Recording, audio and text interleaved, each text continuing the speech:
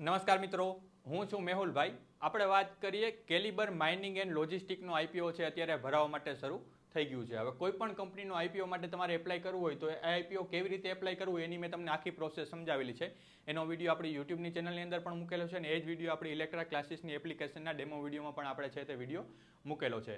હવે આ બધી વસ્તુ જ્યારે પણ કોઈ પણ આઈપીઓ આવે તો આઈપીઓ પહેલાં છે કંપની વિશે આપણે એનાલિસિસ કરી લેવું જોઈએ કે કંપની શું વર્ક કરે છે, કંપનીનું ભવિષ્યનું પ્લાનિંગ શું છે, કંપની કયા સેક્ટર સાથે સંકળાયેલી છે, એ સેક્ટરનું ભવિષ્ય શું છે, આ બધી વસ્તુ વિશે પહેલાં એનાલિસિસ કરીને ત્યારબાદ જ છે આપણે આઈપીઓ માટે છે એપ્લાય કરવું જોઈએ. હવે એ બધી વસ્તુ તમારે શીખવા માટે આપણે જે શેર માર્કેટનું નોલેજનો જે કોર્સ લોન્ચ કરેલો છે તો એ તમે કોર્સ લઈ અને તમે આ બધી વસ્તુ તમે શીખી શકો. એની અત્યારે ઓફરમાં એની ફીસ માત્ર આપણે 1000 રૂપિયા રાખેલી છે. 1000 રૂપિયા લઈ અને 3 વર્ષની વેલિડિટી સાથે તમે શેર માર્કેટનું નોલેજનો કોર્સ છે તમે પરચેસ કરી શકો છો. ચાલો આપણે જોઈએ Caliber mining and logistic. Caliber mining and લોજિસ્ટિકનો આઈપીઓ છે એ 17 જુલાઈથી લઈ અને 21 જુલાઈ સુધી તમે એપ્લાય કરી શકો છો. એપ્લાય ડેટ છે 17 જુલાઈથી 21 જુલાઈ. હવે લિસ્ટિંગ ડેટની વાત કરીએ તો કે લિસ્ટિંગ છે 24 તારીખે થશે. આ જે આઈપીઓ છે તો આઈપીઓનું લિસ્ટિંગ ડેટ છે એ 24 તારીખે રાખેલી છે. ફેસ વેલ્યુ છે તો કંપનીએ 10 રૂપિયા પર શેર ફેસ વેલ્યુ રાખેલી છે. આઈપીઓ છે તો આ શેરની જે ફેસ વેલ્યુ છે એ 10 રૂપિયા પર શેર કંપનીએ રાખેલી છે. પ્રાઇસ બેન્ડની વાત કરીએ તો કે પ્રાઇસ બેન્ડ છે 402 રૂપિયાથી લઈ અને 424 રૂપિયા સુધી. મિનિમમ તમે 402 રૂપિયા લેખે એપ્લાય કરી શકો અને મેક્સિમમ તમે 424 રૂપિયા લેખે તમે એપ્લાય કરી શકો. આપણે હંમેશા જ્યારે આઈપીઓ એપ્લાય કરતા હોય ત્યારે હંમેશા મેક્સિમમ પ્રાઇસ ઉપર જ છે આપણે એપ્લાય કરવો. 424 રૂપિયા લેખે જ આપણે છે આઈપીઓ માટે એપ્લાય કરવું જોઈએ.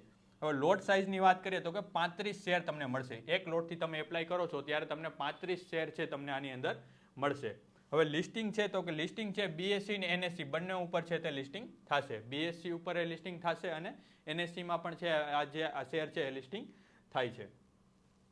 ચાલો આપણે આઈપીઓ ઓપન ક્લોઝ પીરિયડની વાત કરીએ તો કે આઈપીઓ છે 17 જુલાઈથી છે ભરાવાનું શરૂ થાય છે અને 21 જુલાઈ સુધી તમે આઈપીઓ માટે છે એપ્લાય કરી શકો. આપણે હંમેશા જ્યારે એપ્લાય કરતા હોય ત્યારે ઘણા બધા લોકો છે લાસ્ટ દિવસે એપ્લાય કરતા હોય કે જે છેલ્લે દિવસે આપણે જીએમપી જોઈએ અને આપણે આઈપીઓ માટે છે એપ્લાય કરીએ. પરંતુ લાસ્ટ દિવસે પણ હંમેશા છે આપણે બહુ લેટ ના કરી અને 5 વાગ્યા પહેલાં મતલબ કે 3 થી 4ની અંદર છે આપણે આઈપીઓ માટે છે એપ્લાય કરી દેવું જોઈએ જેથી કરીને જે મેન્ડેટની પ્રક્રિયા છે એ આપણે સફળતાપૂર્વક કરી શકીએ કે જેમાં કાંઈ એરર ના આવે.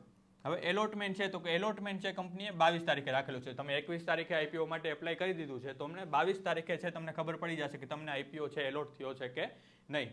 અને જો તમને એલોટ નથી થતો તો એનું રિફંડ છે તમને 23 તારીખે મળી જશે. મતલબ કે એના પછીના દિવસે 23 તારીખે તમે જે રૂપિયા જે રોકાણ કરેલું છે એનું તમને રિફંડ છે તે મળી જશે. હવે જો તમને આઈપીઓ એપ્લાય એડિટ થાય છે, તમને જો આઈપીઓ જો એલોટ થાય છે તો એ જે છે તમને 23 તારીખે તમારા શેર છે તમને તમારા ડીમેટ એકાઉન્ટની અંદર જમા થઈ જશે. મતલબ કે ક્રેડિટના જે શેર છે તો એ 23 તારીખે તમારા ડીમેટ એકાઉન્ટની અંદર જમા થશે અને લિસ્ટિંગ છે એ 24 તારીખે મતલબ કે એના પછીના દિવસે 24 તારીખે સવારે 10 વાગે છે આઈપીઓ સ્ટોક એક્સચેન્જ ઉપર છે લિસ્ટિંગ થશે.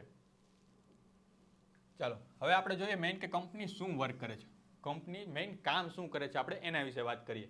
તો કે કંપની છે એ કોન્ટ્રાક્ટ માઇનિંગ એન્ડ લોજિસ્ટિક સેવાઓ આપે છે. કંપની છે એ કોન્ટ્રાક્ટ માઇનિંગ કરે છે અને લોજિસ્ટિકની સેવાઓ આપે છે. સરકારી અને ખાનગી માઇનિંગ કંપનીઓ સાથે છે કોન્ટ્રાક્ટ પર છે કામ કરે છે. આ જે કંપની છે calibre mining and logistic company છે તો કે સરકારી અને ખાનગી બંને પ્રકારની જે માઇનિંગ કંપનીઓ હોય તો એના માટે છે કોન્ટ્રાક્ટ ઉપર આ કંપની છે એ કામ કરે છે. સરકારી કંપની અને ખાનગી કંપની બંને માટે છે આ કામ કરે છે. હવે જમીનની ઉપરની માટી અને પથ્થર છે તે દૂર કરે છે. મતલબ કે જે ઓવરબર્ડન હોય, કંઈ પણ તમારે માઇનિંગ કરવું છે, કાંઈ પણ કોલસા અથવા તો કંઈ પણ આયરન કાંઈ પણ માઇનિંગ કરવું હોય તો એ જમીનની પેટાળની અંદર દબાયેલું હોય છે, ખૂબ ઊંડે હોય છે. તો એની જે ઉપરની જે પથ્થર હશે તો કાંઈ પણ માટી હોય જેને આપણે ઓવરબર્ડન કહીએ તો કે આ દૂર કરવાનું કામ છે તે આ કંપની કરે છે. હવે કોલ અને આયરન વનનું છે એ ખનન મતલબ કે માઇનિંગ છે આ કંપની કરે છે. ખાણમાંથી કોલસો બહાર કાઢી અને કોલ કાઢવાની કામગીરી કરે છે અને કોલને ટ્રક દ્વારા ગ્રાહક સુધી પહોંચાડે છે.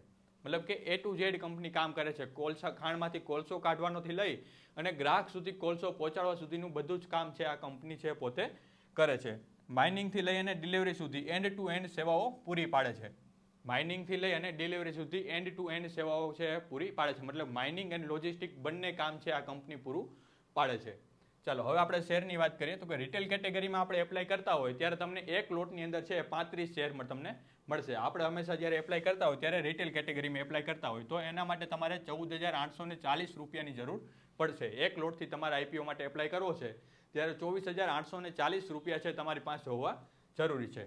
હવે રિટેલ કેટેગરીમાં મેક્સિમમ છે તમને 13 લોટ છે તમે એપ્લાય કરી શકો, જ્યારે તમારી પાસે 1,92,920 રૂપિયા હોવા જરૂરી છે. જો તમે 2 લાખથી વધારે તમે એપ્લાય કરો છો રૂપિયાનું, ત્યારે તમે સ્મોલ HNI કેટેગરીમાં આવી જશો, ત્યારે તમારે 14 લોટથી છે એપ્લાય કરવું જોશે. 14 લોટથી તમે એપ્લાય કરશો ત્યારે તમારે 2,07,760 રૂપિયાની તમારી જરૂર પડશે. એ છે તમે સ્મોલ HNI કેટેગરીમાં આવી જશો. પણ આપણે હંમેશા મેક્સિમમ છે રિટેલ કેટેગરીમાંથી જ આપણે એપ્લાય છે તે કરતા હોય છે. ચાલો હવે વાત કરીએ આપણે રિસ્ક એન્ડ ફ્યુચર પ્લાન. કંપનીનું રિસ્ક શું છે અને કંપનીનું ફ્યુચર પ્લાન શું છે, આપણે એના વિશે વાત કરીએ. તો કે આવક છે એ મોટાભાગની આવક કંપનીની કોલ ઇન્ડિયા ગ્રુપના કોન્ટ્રાક્ટ પર નિર્ભર છે. કંપનીની જે મોટાભાગની આવક છે તો એ કોલ ઇન્ડિયા ગ્રુપ છે તો એના જે કાંઈ કોન્ટ્રાક્ટ છે એના ઉપર છે ડિપેન્ડ હોય છે. હવે કોલ સેક્ટરના સરકારી નિયમોમાં ફેરફારથી બિઝનેસ અસરગ્રસ્ત થઈ શકે છે. આ બધા એના રિસ્ક છે કે જો કોલ સેક્ટરની અંદર સરકાર કાંઈ પણ નિયમમાં ફેરફાર કરે તો એની સીધી અસર છે કંપનીના બિઝનેસ ઉપર થાય છે. કંપનીનું દેવું છે તે પ્રમાણમાં ઊંચું છે. કંપની ઉપર જે ડેફ્ટ છે તો ડેફ્ટ છે એ પ્રમાણમાં ઊંચું છે. હવે આપણે એના ફ્યુચર પ્લાન વિશે વાત કરીએ તો કે આઈપીઓમાંથી મળેલી રકમનો ઉપયોગ છે એ દેવું ઘટાડવા માટે કરશે. કંપની જે આઈપીઓમાંથી જે પૈસા ઊભા કરે છે તો એ પૈસાનો ઉપયોગ છે એ રકમનો ઉપયોગ છે એ દેવું ઘટાડવા માટે કરે છે. ઓડિશા અને ઝારખંડ જેવા નવા માઇનિંગ વિસ્તારોમાં પ્રવેશ કરશે.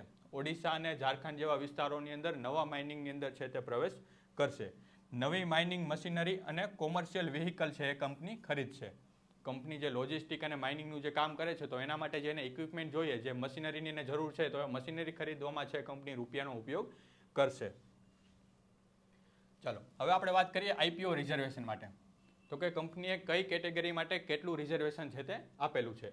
QIB માટે વાત કરીએ તો કે 50% છે રિઝર્વેશન QIB માટે આપેલું છે. મતલબ કે કંપની જેટલો આઈપીઓ લાવે છે એમાંથી 50% શેર છે કંપનીએ QIB માટે એલોટ કરેલા છે.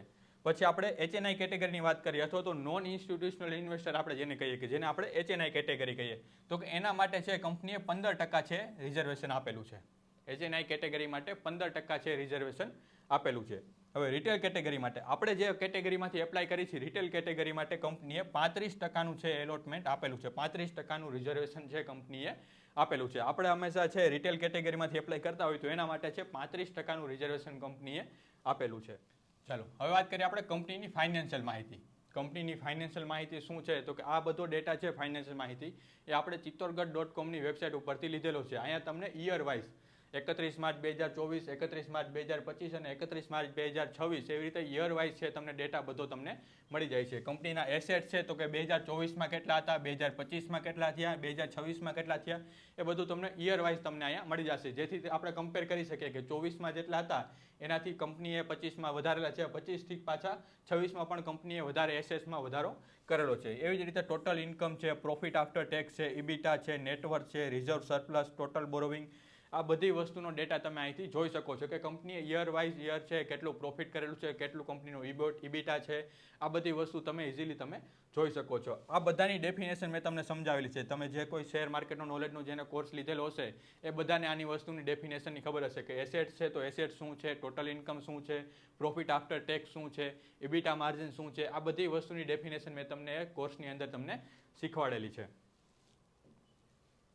ચાલો હવે આપણે વાત કરીએ KPI, કી પરફોર્મન્સ ઇન્ડિકેટર. તો કે આ જે KPI જે છે એની પણ મેં તમને બધી ડેફિનેશન સમજાવેલી છે કે ROC શું છે, ડેટ ટુ ઇક્વિટી રેશિયો શું છે, RONW, PAT margin, EBITDA margin, price to book value ratio, આ બધાની ડેફિનેશન મેં તમને સમજાવેલી છે કે કેટલું હોવું જોઈએ તો આપણે એપ્લાય કરવું જોઈએ, કેટલું હોય તો આપણે આઈપીઓ માટે ના એપ્લાય કરવું જોઈએ. એ બધી વસ્તુ મેં તમને ઇન ડિટેલમાં તમને બધી વસ્તુ સમજાવેલી છે કે જે લોકોએ આપણે શેર માર્કેટનો નોલેજનો કોર્સ પરચેસ કરેલો છે તો એ બધાને આ વસ્તુનો ખ્યાલ છે અને એ વસ્તુ જોઈ અને કમ્પેર કરીને ત્યારબાદ જ છે આપણે આઈપીઓ માટે છે તે એપ્લાય કરવું જોઈએ.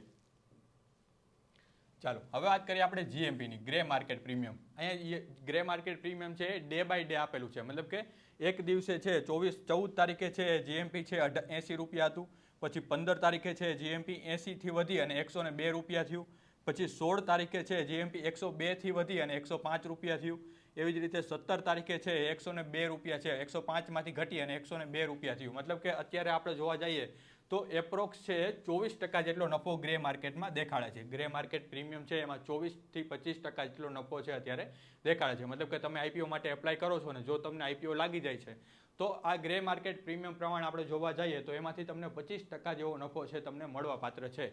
તો એ બધું છે તમને ગ્રે માર્કેટ પ્રીમિયમ ઉપરથી ખ્યાલ આવે છે. પણ આપણે હંમેશા 100% ગ્રે માર્કેટ પ્રીમિયમ ઉપર નિર્ભર રહી અને આપણે ડિસિઝન ના લઈ શકાય.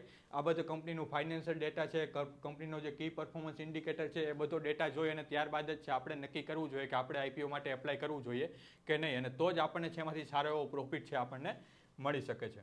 ચાલો હવે વાત કરીએ આપણે IPO registrar. IPO registrar company છે કેફિન ટેકનોલોજી લિમિટેડ છે. આની આઈપીઓ રજિસ્ટ્રાર કંપની છે. મતલબ કે તમે જો આઈપીઓ માટે એપ્લાય કરો છો અને આઈપીઓ તમને એલોટ થયો કે નહીં એ તમારે ચેક કરવું હોય તો તમારે www.cafinTech.com ની વેબસાઇટ ઉપર જઈ અને સિમ્પલ તમારું પાન કાર્ડ નંબર નાખી અને તમે ચેક કરી શકો છો કે તમને આઈપીઓ છે એલોટ થયો છે કે નહીં. જ્યારે એનો આઈપીઓનું એલોટમેન્ટ ડેટ હોય ત્યારે મોટા ભાગે છે સાંજના ટાઈમે છે આ એલોટમેન્ટ છે તે આવતું હોય છે.